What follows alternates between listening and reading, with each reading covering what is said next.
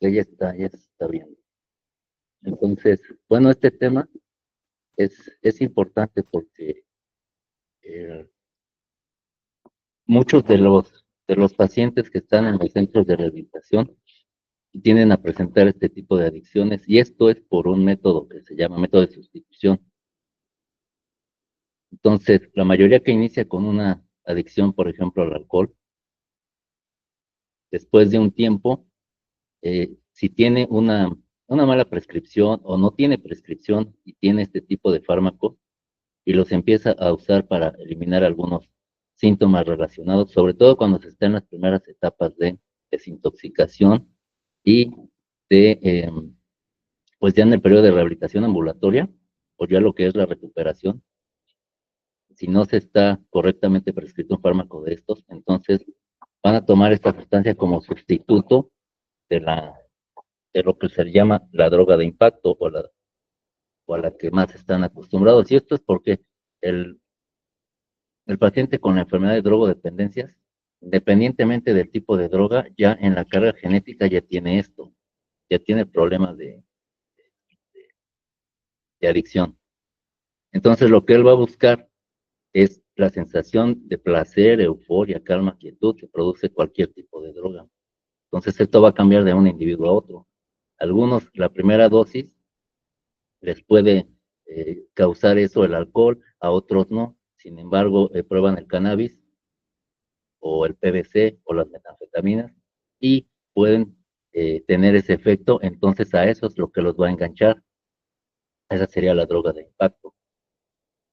Después, cuando saben que tienen ese problema, no sé, por ejemplo, con el alcohol o con las metanfetaminas, después de que saben este problema, pueden tener una sustitución con alguna otra droga. Y si no es droga, y si no es de las que son ilegales, pues pueden crear una dependencia a un fármaco. Esto es prescrito a un psicotrópico. Y esto lo van a hacer de manera prácticamente accidental, aunque la mayoría lo sabe, pero están en busca de esa sensación, de esa euforia, placer y calma, quietud que produce la primera droga, lo puedan encontrar en un fármaco prescrito. Es decir, todo aquel fármaco que es controlado.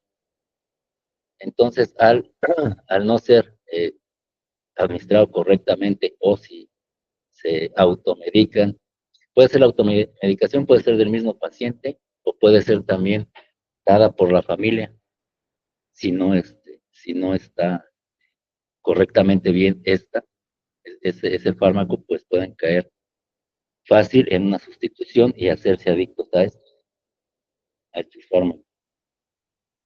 Entonces, pues todo va a depender que se desarrolle eso, va a depender si está bien prescrito o no, y hay momentos para ello. ¿Cuáles son estos fármacos, estos psicotrópicos que están prescritos? Todo aquel que requiere una receta, clase 2, clase 1. Los clase 1 son los más controlados, que se requiere receta de estupefacientes, código tridimensional, como cuáles, los opioides, todos los derivados del opio, como la morfina, derivado. Ahí entra el fentanilo, que es un opioide agonista puro, que se usa en anestesiología. Pero, estos son los clase 1, están los clase 2, que son tranquilizantes, algunos antidepresivos, que producen sedación, esos tipos, depresivos tricíclicos y no tricíclicos. Unos producen sedación y los otros no.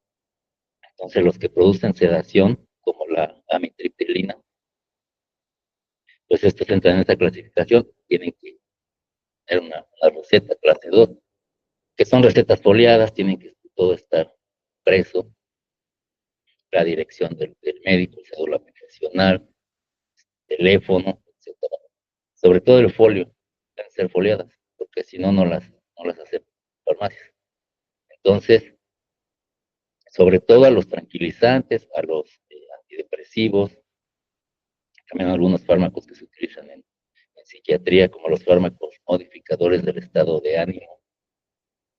Es decir, todo aquel fármaco que produzca una alteración en el sistema nervioso central que sea prescrito para un fin, sea tranquilización, sea un efecto antidepresivo, sea un modificador del ánimo, sean inhibidores del apetito, como las anfetaminas, todos aquellos fármacos que requieran una prescripción, todos ellos son capaces de inducir un efecto adictivo en un paciente con drogodependencias.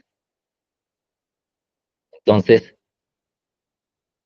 en el momento en el que el paciente tiene contacto con ellos, pues va a notar ese efecto. Pongamos el primer ejemplo con las benzodiazepinas, que es a los que más se recurren. Las benzodiazepinas les llaman tranquilizantes menores, pero de este grupo de benzodiazepinas hay varios subgrupos que difieren en tiempo de acción y en potencia. Algunos son más potentes que otros y su tiempo de acción es más largo, otros más corto. Entonces va a depender de la patología que tenga el paciente, porque si va a ser para inducción del sueño, se utilizan unos. Si nada más va a ser para tranquilización, porque presenta crisis de ansiedad, trastorno de ansiedad generalizada o crisis de pánico, entonces se utilizan otros.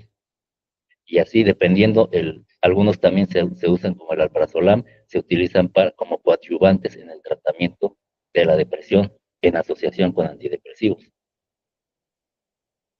Pero estos son los que más se recurre, a los que más recurren los pacientes con este tipo, precisamente porque les va a inducir tranquilización. Recordemos que en el síndrome de abstinencia y en los primeros, que son las primeras 72 horas, 15 días a 2 meses o hasta 3, el paciente va a cursar con este síndrome de abstinencia, que está dado por la compulsión orgánica de la sustancia, porque la sustancia a la que se hicieron adictos ya forma parte de su organismo, lo necesitan como una especie de catalizador para poder producir otros neurotransmisores en el sistema nervioso central. Cuando no lo tienen, esos neurotransmisores ya no se secretan de manera normal, de manera, decir, fisiológica, ya no, ya necesitan de esa sustancia para que pueda el sistema nervioso central reconocerlo y empezar a secretar las otras sustancias. Entonces, en ausencia de las drogas, ya bajan las concentraciones plasmáticas de ciertos neurotransmisores, ejemplo, dopamina, serotonina. Entonces, ahora adrenalina también. Entonces, el paciente pues va a tener ese tipo de los síntomas, signos y síntomas relacionados por un trastorno de abuso de sustancias, que es al momento que se le retira, pues surge el síndrome de abstinencia.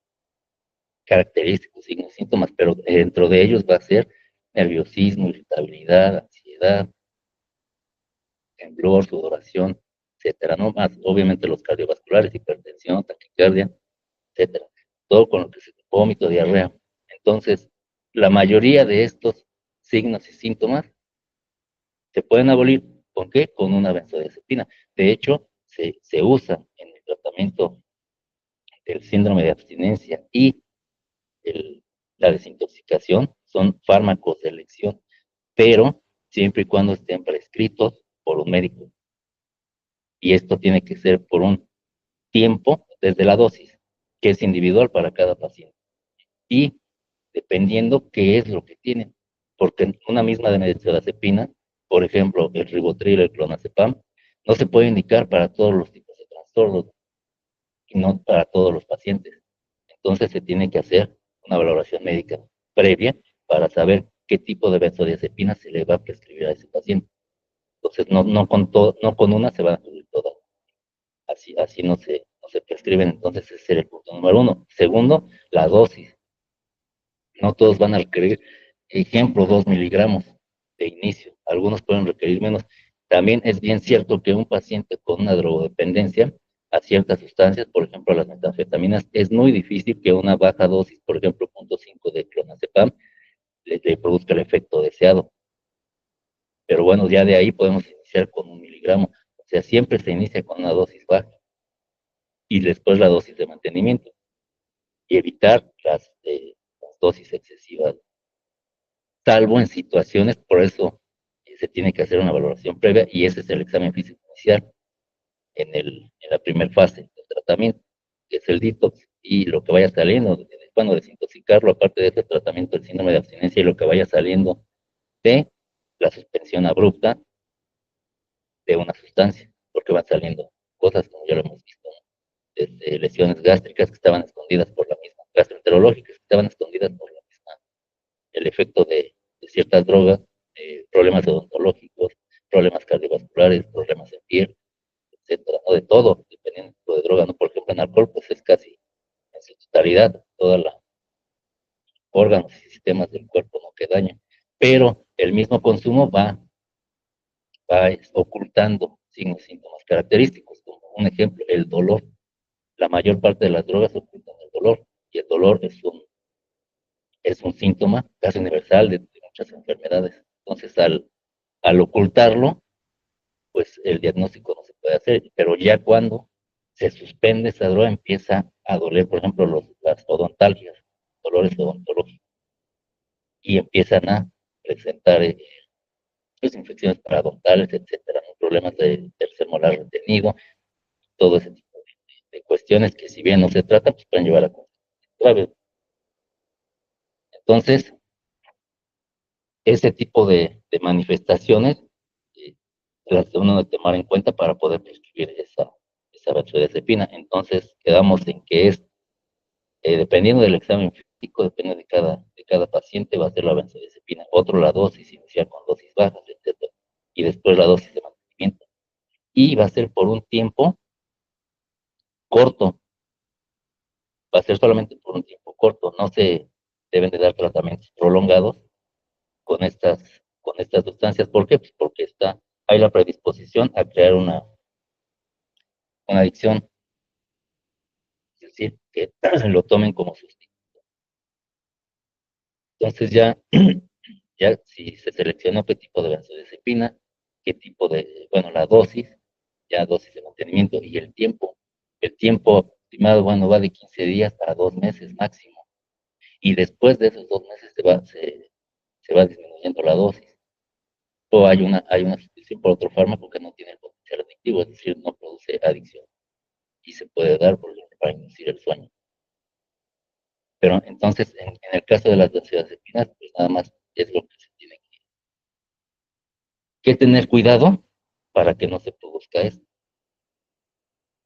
Se deben de prescribir, sí, en este tipo de tratamientos, sí, para la desintoxicación y el tratamiento del síndrome de abstinencia, pero bajo esos criterios.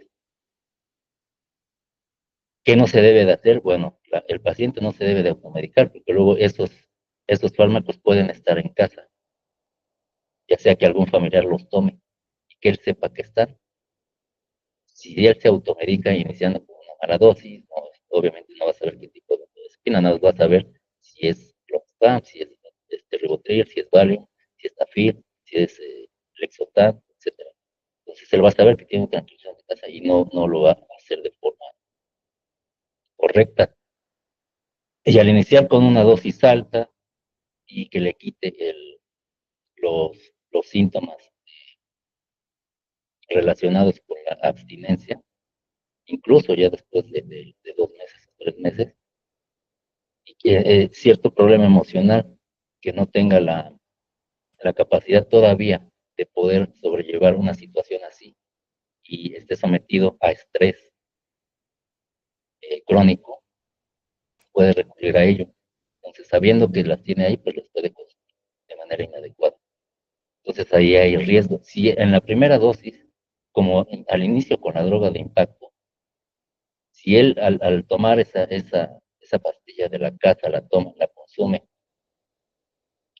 mal en cuanto a dosis y en cuanto a la selección de la benzodiazepina, si él siente esa sensación que tuvo con, no sé, por ejemplo, con el alcohol, si era adicto al alcohol, y si él siente que se calma, quietud, si siente placer y euforia, ya él va a ser, es el sustituto, ya va a ver que, bueno, no va a ser la droga por la cual me tuvieron que internar, pero ya encontré otra que me produce lo mismo y sin tanto problema, ¿no? Entonces, es social, los problemas con la familia, ¿no? Incluso no se pueden dar cuenta. Entonces todo eso va a enganchar al paciente. Es decir, bueno, pues entonces con esto sustituye mi problema. Entonces ahí, y eso puede ser desde la primera administración, y lo va a seguir haciendo. Va a seguir haciendo primero una, y como todo paciente con drogodependencia, con esta enfermedad, desarrolla tolerancia y tolerabilidad rapidísimo. Entonces ya no va a ser una, después de 2 o 3 administraciones, ya no, porque desarrolla tolerancia. Entonces ya va a necesitar dos tabletas. Ejemplo de Valium, de 5 miligramos, ya no van a ser 5, ahora van a ser 10 miligramos para conseguir el efecto deseado, y después más y más y más, y ya cuando va a ver, ya va a tener ese problema, o ya debe estar enganchado a esa segunda, a esa segunda sustancia. Entonces, por eso se debe tener cuidado. No se deben de automedicar los pacientes, sobre todo cuando salen. Pero hay que tener cuidado cuando salen. Después de los 6 meses, 8 meses, dependiendo de cuánto van a estar internos, saliendo, van a tener situaciones que tienen que manejar. Ese es el tratamiento ambulatorio. O sea, se tienen que enfrentar a la vida externa, por supuesto, y es parte del tratamiento. Entonces, ante esos eventos sociales, van a tener problemas, bueno, no problemas, sino la vida como es. Entonces van a tener cuestiones donde las emociones van a jugar un papel importante, que eso es la vida cotidiana. Entonces, el, si no están habilitados en ese aspecto, pueden recurrir a este tipo de sustancias. Entonces, ahí, por ejemplo, la familia pues estar alerta, ¿no? Si tienen ese tipo de sustancias, no, pues, tenerlas en un lugar de resguardado, ¿no? Porque si tienen acceso ahora sí que al botiquín familiar y están ahí, pueden caer en eso. Y esto se ha visto, no es situación rara, no se ve, así es como se ve, porque algunas personas de la familia lo toman y el paciente sabe, va y lo toma, consume, se engancha, o sea, fisiológicamente, orgánicamente la sustituye, ya, no ya va a tener ese problema también. Y se ha visto también casos de que llegan con una sustancia y pasa esto y vuelven a ser internados al tratamiento residencial, pero ahora por otra, como de ese tipo, a las benzodiazepinas. Este es el primero y de los que más enganchan a un paciente con drogodependencias después del tratamiento residencial. La segunda es que si bien va a ser necesario un tratamiento, en algunos casos se requiere de más tiempo, ya en el proceso ambulatorio, puede ser que el paciente curse y tenga antecedentes heredofamiliares de trastorno de ansiedad generalizada o crisis de pánico, tenga esto porque no se quita tan fácil. Y las drogas lo pueden desarrollar, que son 3 patologías relacionadas con las drogodependencias: esquizofrenia, depresión y trastornos de ansiedad en todas sus modalidades.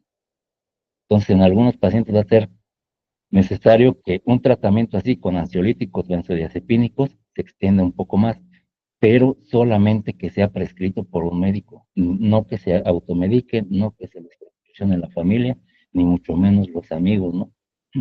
Por eso se les recomienda a los pacientes que no, no tengan contacto con los amigos que se juntaban durante 7 meses o un año, ni los lugares que acostumbraban, porque es muy fácil que les cambien una droga por otra, o los tienten por otras cuestiones de este tipo. Ahora, estos fármacos antes no era tan fácil conseguirlos, se necesitaba prescripción, pero ahora, bueno, los adquieren muy fácil. Es sorprendente cómo se venden en muchos lugares. Entonces, eso ya no está. A pesar de que sí se necesita una prescripción de un médico que tenga este tipo de recetario, pues ya en muchos lugares ya se adquieren muy fácilmente.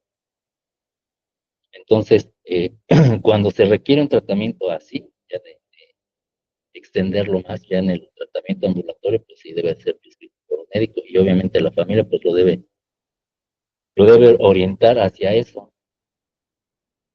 Si tienen esos problemas, pues la familia lo nota como ansiedad extrema y este tipo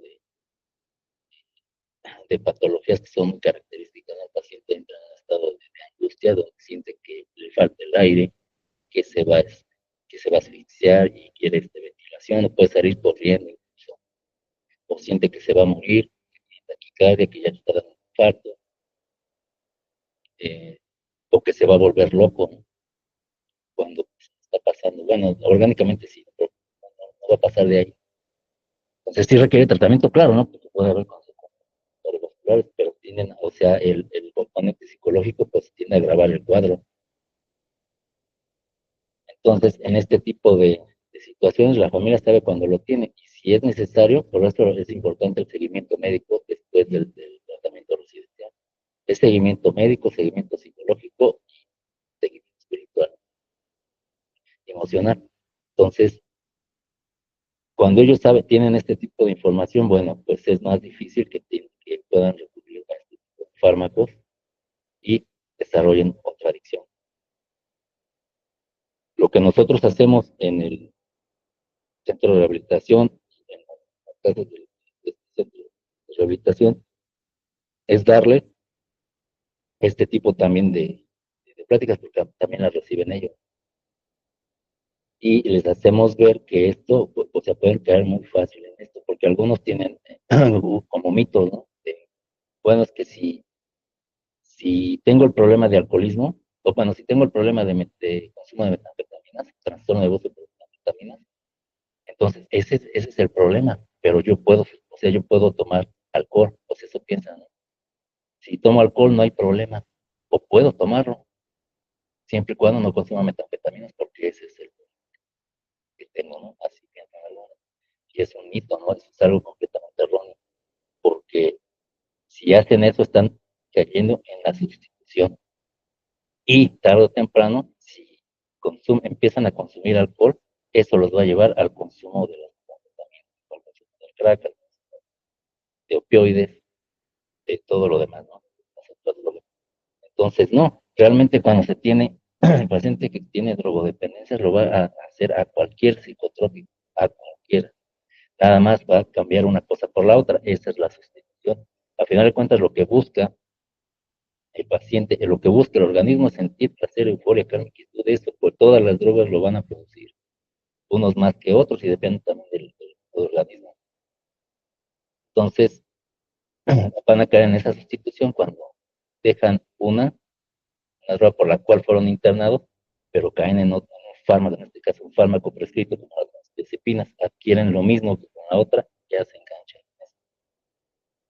Entonces, eso es importante. También ellos lo saben, ya lo saben que no es una opción que si tienen un problema con la cocaína, puedan consumir alcohol. ¿No? Ya lo saben que no pueden consumir nada, nada que sea psicotrópico, nada que produzca una alteración en el sistema nervioso central, porque pueden caer en esa sustitución. También saben que los fármacos prescritos como los tranquilizantes solo deben de ser tomados siempre y cuando hay una prescripción médica, una vigilancia médica y un diagnóstico médico, obviamente, porque ahí les van a dar un tipo de benzodiazepina, la dosis por el tiempo. Y ya los doctores saben ante una en la historia clínica saben que hubo problemas de, de adicción, eso lo toma en cuenta el médico. Va a decir, bueno, que va a necesitar esto. Y le dice, ¿no? Nada más vas a tomártelo así, así, así, por tanto tiempo y lo suspendes y después esto. O incluso algunos los evitan y dan otro tipo de ansiolíticos no benzodiazepínicos, pero eso va a depender del juicio médico. Pero algunas veces es necesario. Aquí nada más lo que se tiene que ver, lo que se tiene que ver los pacientes es que deben estar bajo vigilancia médica. Y los familiares, en el caso de cuando están muy jóvenes los pacientes, incluso desde los 14 años o de 19 a 22 años, es la vigilancia de la familia en que tengan esa valoración médica, ese seguimiento y que realmente estén consumiendo, en este caso, bueno, estén tomando los fármacos como indica la posología, desde la dosis, desde el intervalo entre cada toma y la duración del tratamiento. Nada más. Entonces, ese es en el caso de las benzodiazepinas. Otros que también son, pues el paciente es propenso a caer en este tipo de son los antidepresivos que son eh, tricíclicos, los que producen sedación, como la mitriptilina, el adicique, y hay otros, ¿no? Entonces, este tipo también de fármacos que inducen, bueno, sí tienen el efecto antidepresivo, que es inhibir la recaptación de noradrenalina y aumentar su concentración de serotonina y aumentar las concentraciones plasmáticas de esta, porque esa hormona es necesaria para evitar la depresión. ¿No? La enfermedad de depresión es una enfermedad que se caracteriza por bajas concentraciones plasmáticas de serotonina en sangre. Entonces lo que hay que hacer pues, es que aumente. Eso es lo que hacen los antidepresivos. Y hay unos que producen sedación. Entonces, eso, dependiendo de la valoración médica, bueno, va a necesitar esto, pero también un efecto aditivo, que es decir, que se tranquilice. Pero no todos los pacientes requieren eso. Entonces, en los antidepresivos, en un paciente con antecedentes de drogodependencias o con esa enfermedad, se evitan esos y se dan los otros antidepresivos que no producen sedación. Y es muy fácil diferenciar uno con otro porque los antidepresivos que no producen sedación se venden sin receta, se venden libre, venta libre. Y los que sí producen sedación requieren prescripción. Nada más así con eso, ¿no? Pero en el caso de los antidepresivos, bueno, pues sí, los que usamos en el centro de rehabilitación, los que uso, pues son los que no producen sedación, porque es muy fácil que el paciente, bueno, pueda recurrir a ellos aún ya estando afuera, ¿no? Y nada más va a ser por un tiempo. En en el caso de los que no producen sedación, bueno, para que tenga un efecto, dependiendo del tipo de antidepresivo, pues se requieren de 6 meses, 8 meses a un año. Entonces, pero también va a depender de la situación médica de los pacientes, de forma individualizada, no se da uno para todos. Entonces se tiene que ver, cada paciente va a requerir diferente tratamiento. Y eso es lo mismo, también lo mismo se debe de tener cuidado, igual las familias, ¿no? Que consumen, están bajo tratamiento con antidepresivos, pues tenerlos también resguardados. Y la misma información que se les da a las familias, bueno, se lo comparten con sus pacientes para que no tengan este método de sustitución. Ese es en el caso de los antidepresivos. También, no por esto no se les van a dar, no, te repito, no, y en el centro se los damos, porque nada, un efecto y característico después, incluso llegan, si no llegan con depresión, la desarrollan en contención, la mayoría. Y un paciente deprimido, un paciente con los síntomas, con los signos y síntomas de depresión, que coma poco, duerma mucho, etcétera, no va a ser capaz de recibir un tratamiento psicológico de terapia ocupacional, al menos actividad física, mucho menos. Entonces, se debe de dar tratamiento para ellos, ¿no? Porque se le podría dar mucha terapia psicológica, pero si está carente de serotonina, pues no va a funcionar. Por ello la importancia, ¿no? Del tratamiento médico.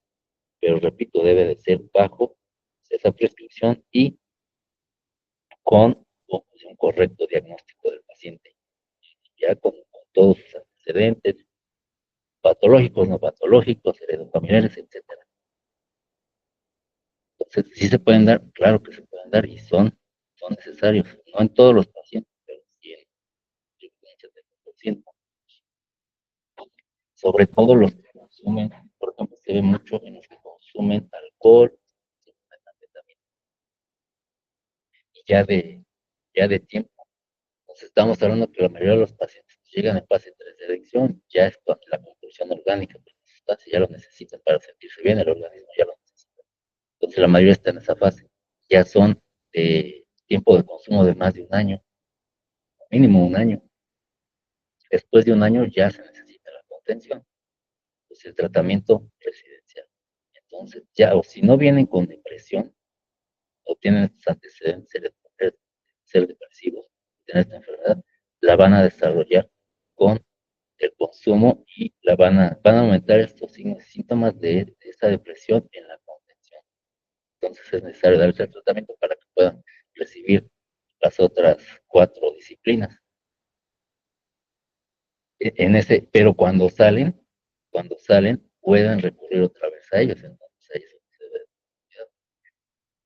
Si bien se trabaja con ellos, tienen esta información para que no caigan en eso, también la familia debe tener cuidado. Son jóvenes, los jóvenes. Ese es en el caso de los antidepresivos.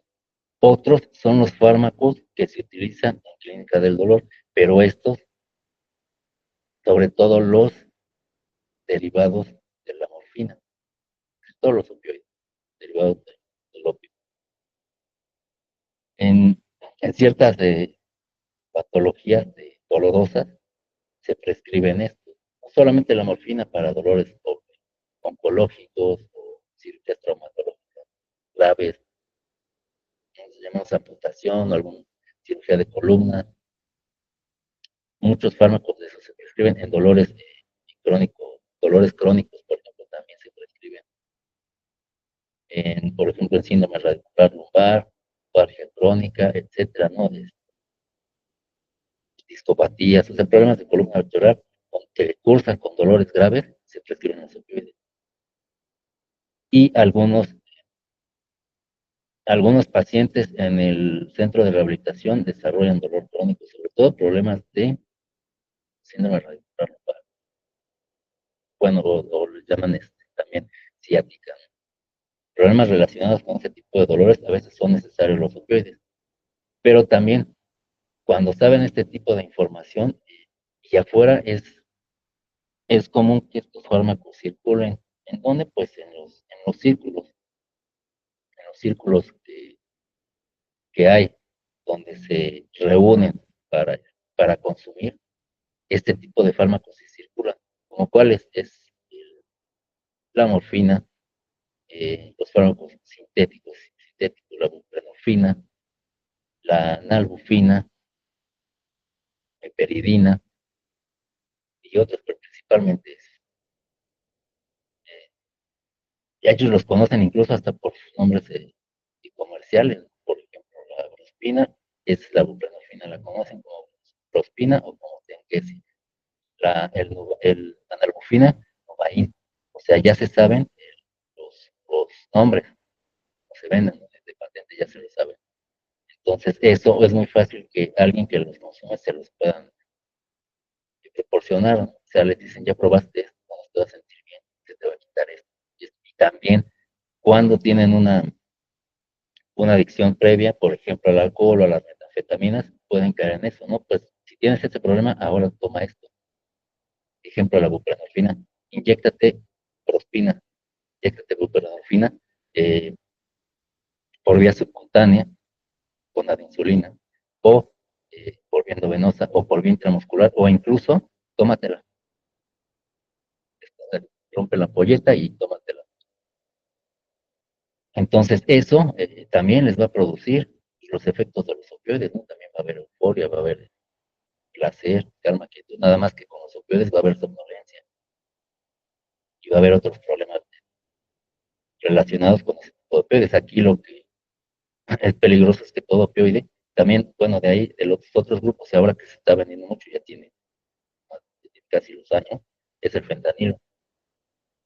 Ese es un derivado de la morfina y es más potente, depende del tipo de opioide, pero es de los más potentes, se utilizan para controlar el dolor intraoperatorio, para que no duela durante una cirugía, se utiliza el fentanilo. Y también para controlar dolores de cáncer, dolores severos, se utiliza en forma de parches, también inyectable, pero sobre todo en parches transdermales. Entonces, pero esos, como todos los opioides, tienen unos problemas graves, aparte de producir somnolencia, es decir, porque también se usan en la inducción de la anestesia con benzodiazepina. Entonces también producen sueño, ¿no? Entonces, por eso los que consumen fentanilo se quedan dormidos en la calle, ¿no? Queden, ¿no? No es que sea una droga zombie, no, es un opioide que produce ese tipo de manifestación orgánica, somnolencia, y se van a quedar dormidos. Por eso están así, ¿no? Incluso separados. Entonces, pero ese no es tanto el problema son los efectos adversos que producen. Todos los opioides van a producir depresión respiratoria a dosis dependiente, pero como se vende las calles de fentanilo y las otras no van a empezar con dosis bajas, las venden con dosis altas, producen más rápido el efecto y enganchan más rápido. Pero el problema es que con una dosis tan alta, como si se receta en microgramos y las venden en miligramos, pues es prácticamente letal la primera dosis.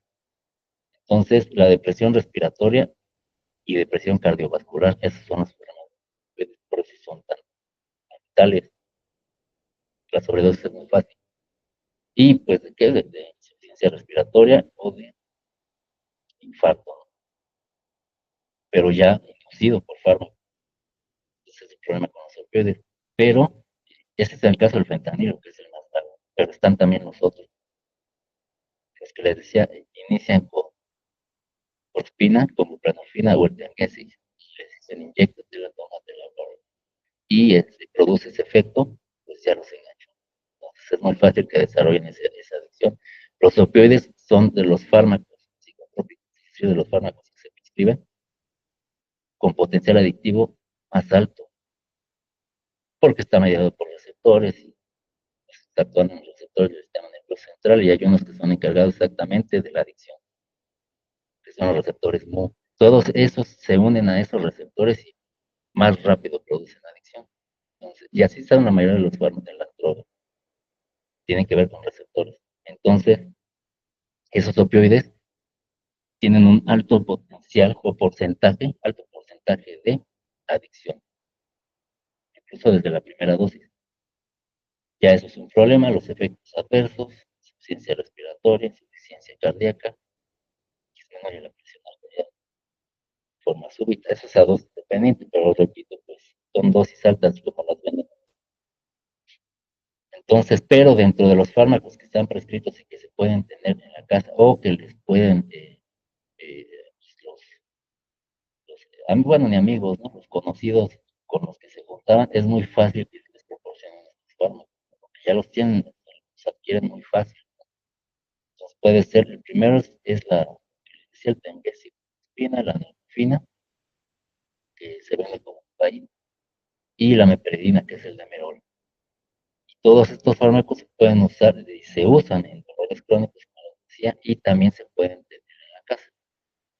Entonces ahí igual, también los internos, los pacientes reciben esta información también, entonces ya saben que esos fármacos no los deben de consumir porque van a tener un método de sustitución y ya no van a llegar, porque también se les dice, si estuvieron aquí internos por alcohol, tienen un sustituto con opioides, pues ahora van a llegar otra vez internos, pero ahora por otro problema, ¿no? De adicción a opioides. Y ya no van a ser 6 meses, ya va a ser 8 meses, o ya va a ser un año el que vas a estar ahí. Eso también se les dice, ¿no? Porque o sea, el problema de una adicción es precisamente eso, la conducta orgánica. Entonces, no es por eso no es tan fácil ese tipo de tratamiento. La enfermedad, pues no, todo paciente que se le suspende de manera abrupta un fármaco que ya lo hicieron parte de él, no es absolutamente nada fácil y va a desarrollar signos y síntomas. Por eso es importante ese monitoreo familiar y el hacerle ver al paciente que puede caer en un sustituto muy fácil. Y también ya sabe, al igual que la familia, que todo paciente con drogodependencia tiene el problema de desarrolla tolerancia muy rápido, tolerabilidad. Es decir, los efectos, la tolerabilidad es el potencial que tienen todos los fármacos, todas las drogas de producir efectos adversos y colaterales. Eso es más rápido en un paciente con drogodependencia, con esa enfermedad, va a ser más vulnerable a esos efectos adversos y colaterales de cualquier sustancia. Y la tolerancia también se desarrolla muy rápido, en donde eh, el paciente con esta enfermedad va a requerir cada vez mayores dosis. Si al principio necesitó, no sé, 50 pesos de metanfetaminas, ya van a estar más, por si lo vemos más fácil en el alcohol, si necesitaba dos cubas para sentirse, tener euforia, placer, calma y quietud, pues después el segundo consumo o tercero ya no van a ser 2, ya van a ser 4, ya van a ser 8 y así. Entonces, es lo mismo, ellos ya lo saben. ¿Por qué su consumo fue tan rápido? casi de la noche a la mañana, porque ya la dosis inicial para producir ese efecto ya no era la misma, ya necesitaban más y más, más para producir el efecto deseado. Esa es la tolerancia. Y eso se tiene alterado en el paciente que pasa con esto. Entonces, de eso también ya lo saben. Y al momento de que adquieren otra adicción, pues va a ser lo mismo. Entonces, eso también ya lo saben. Y pues, el cuidado es así, tanto del paciente como de la familia, para que no caigan en esto.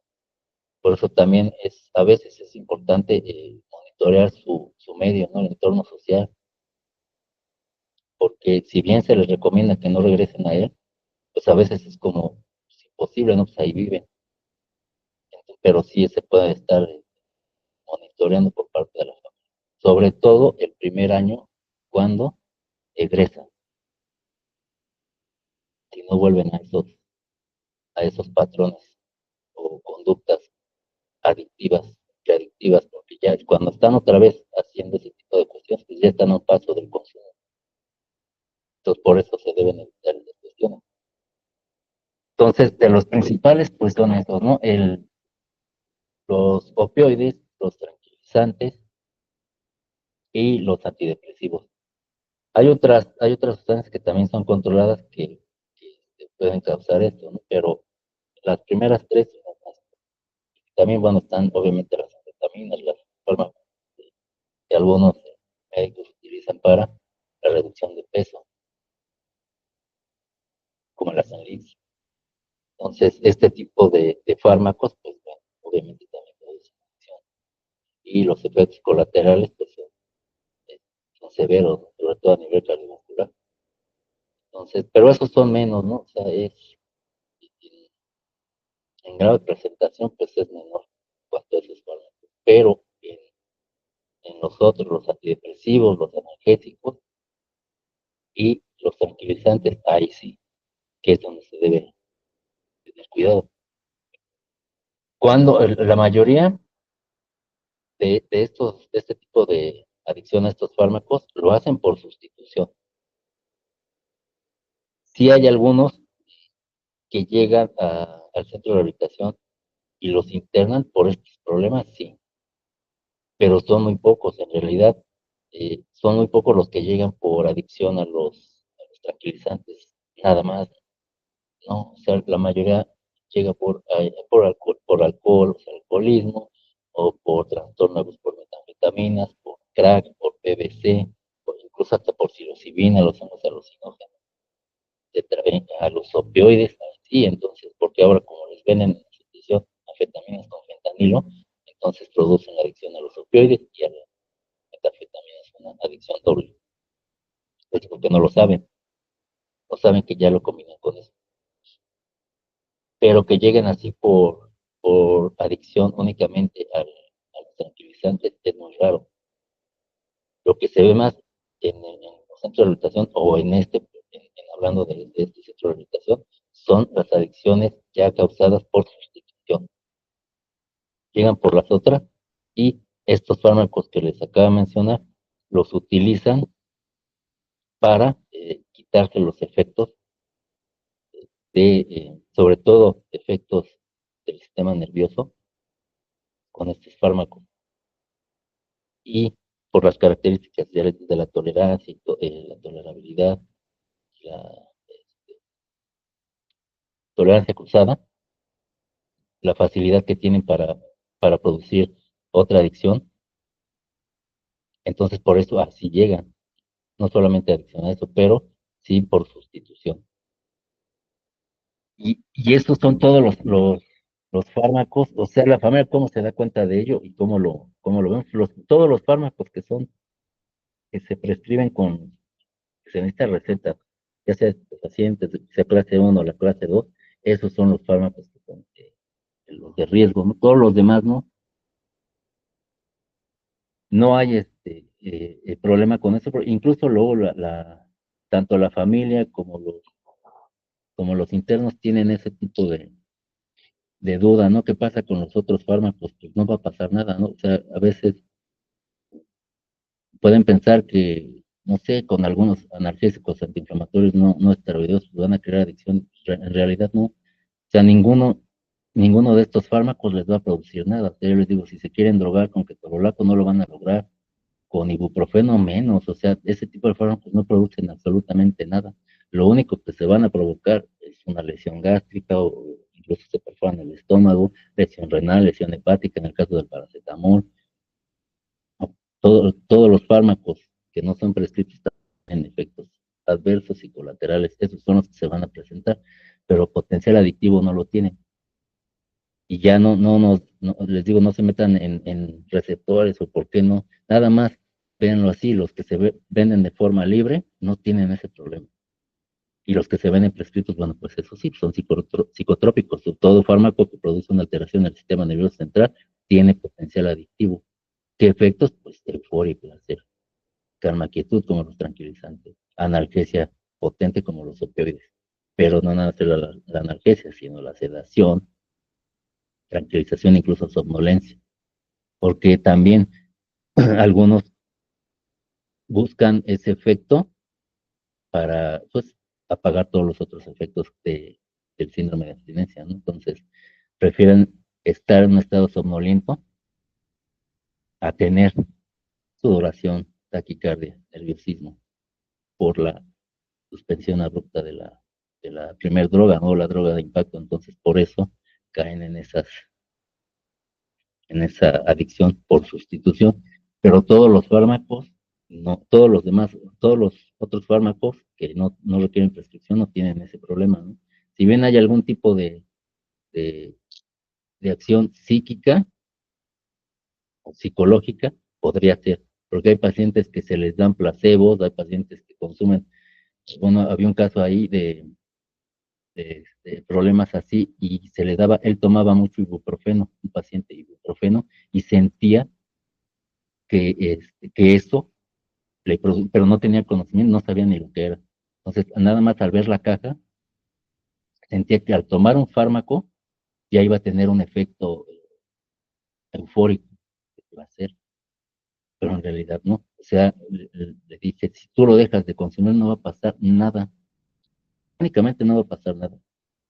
A lo mejor puedes saber por algo así como psicológico, psíquico, porque hay adicción psíquica también, pero pues eso no es tan difícil tratarla, porque orgánicamente no pasa nada. Déjalo y no va a pasar absolutamente nada, porque lo que tú estabas tomando es un analgésico antiinflamatorio no esteroidal, no tiene ningún efecto, nada.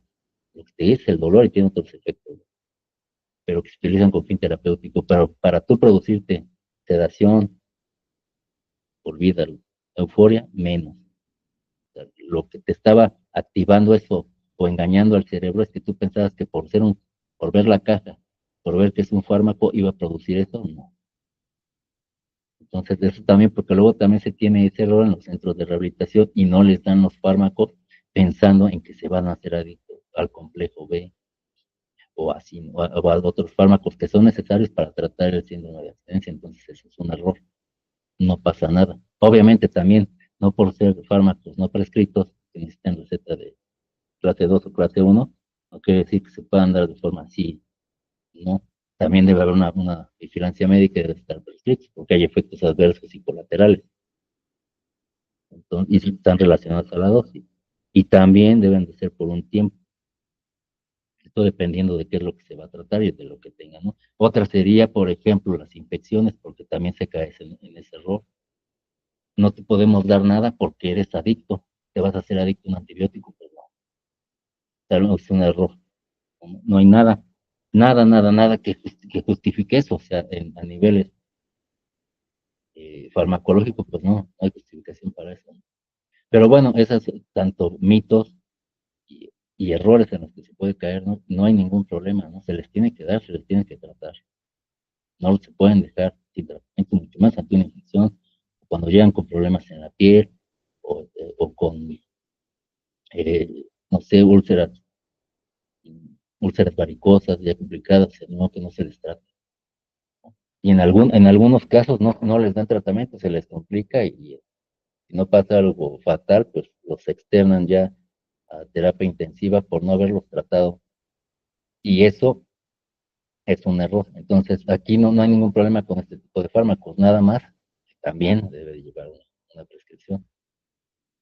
Y en el caso de los que sí tienen propiedades farmacológicas adictivas, bueno, pues ahí es donde se debe tener ese cuidado, ¿no? Y sobre todo la vigilancia, que deben ser prescritos, ¿no? Deben ser prescritos por un médico y tener el antecedente en un paciente que tiene problemas de drogodependencia, bueno, ahí se toman otras medidas, ¿no? Por ejemplo, la dosis, el tiempo de administración o duración del tratamiento, pues va a cambiar. Pero esto, bueno, ya va a ser valorado pues por el médico, ¿no? Entonces, bueno, de aquí, de mi parte sería todo. Si tienen alguna pregunta, pues mucho gusto se la contestamos.